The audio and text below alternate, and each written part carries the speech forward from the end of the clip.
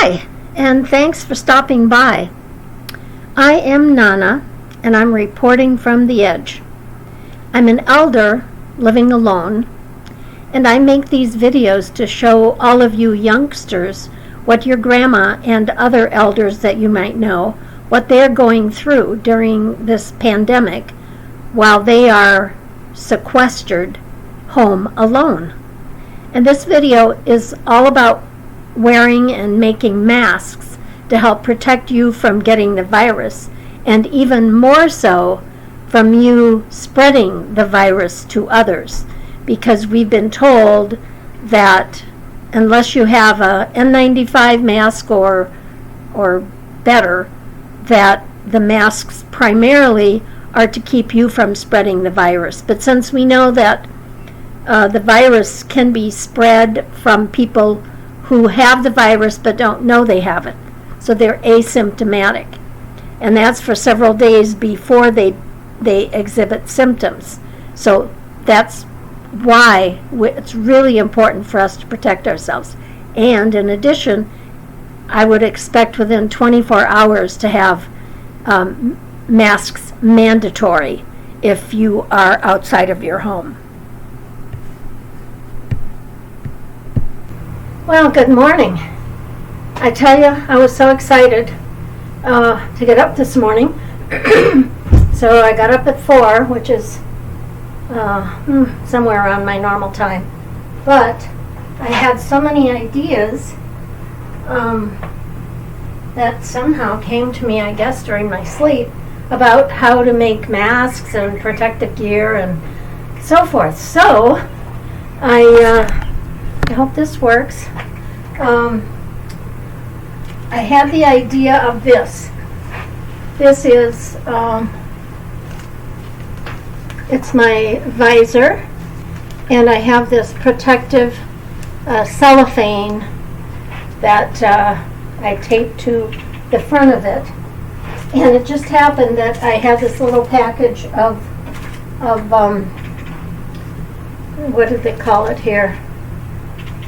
Oh, it doesn't even say. But they're little sleeves. They're triangular shaped sleeves. And you cut a little hole in the bottom, and you put a little frosting tip in the bottom. And then you put the frosting in, and you squeeze it out and make designs. So I just happen to have these. And I cut it so that it's shaped like this. Now, this is not as good as the kind, the heavy plastic kind, but we can throw this away. And I've got, I think, 12 of them in here. 25 of them. Oh, goodness. Okay. And these also came with these little metal twist ties. And I have a use for these too. So now let me show you what I'm thinking of doing here. This is layered coffee filters. I have, I think, 4 of them here. And I taped one of these. I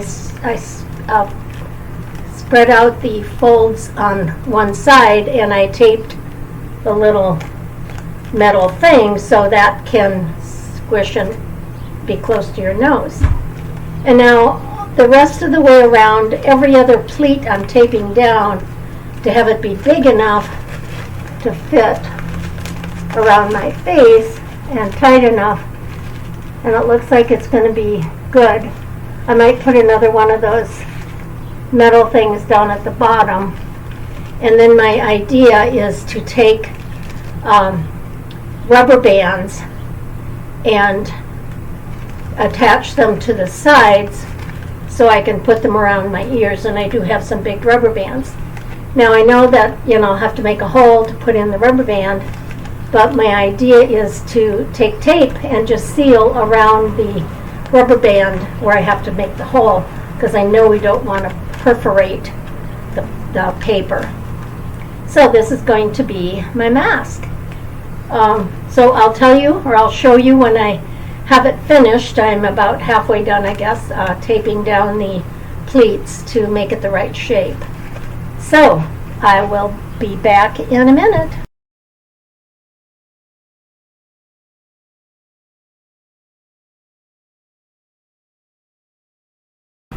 Okay, I finished my mask.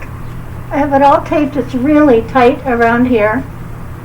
And this pinched so that it's tight around there. And I put duct tape on the sides, and then I stapled the single rubber band on each side because the duct tape is more secure than any other way I thought of doing this.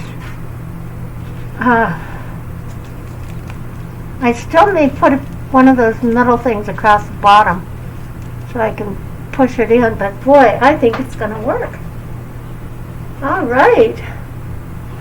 Well, I consider myself a problem solver, and until someone tells me that this doesn't do anything, I think I'll make a couple and give them away. Well, I'm pretty excited about this. And remember, this is all about keeping our seniors safe. And if we are still isolated and home alone and having to just stay inside, there are still many people in my building who go get their mail, they take the trash out, they get the water from the water dispenser. Some of them still are sitting outside in the patio areas that we have, and they have no way of getting masks. I mean, first of all, there aren't any available, and I don't know how many people here might sew, or how many people would even have access to do-it-yourself videos about how to make masks. So I don't know what the solution is for even my building and for the people here. And they're not aware. Those who have TV and they're watching the news, of course, you know, they are keeping up on what's going on in the world and our country and our town and our little neighborhood here. And as I mentioned before, as soon as one person in the building gets sick, they will seal the whole building off, and they'll come with the men in hazmat suits, and we will no longer be able to go outside. And at that point, I don't know, it'll be an incubator, as we've seen in other senior residences and nursing homes. And I don't want that to happen, and I'm just doing the best I can to try to protect myself and my, you know, couple of friends here in the building that I've gotten to know. I've been trying to keep my videos short to attract more viewers, and so far that's not working. I still don't have very many viewers, and this is my new YouTube channel, and it's called On the Edge. And if you're watching this and you like this kind of information that I'm sharing, then please subscribe and hit that like icon and share my video. I would love to have you do that. So I'm going to end now, and know that you are all in my prayers. I love you all so much. I am Nana.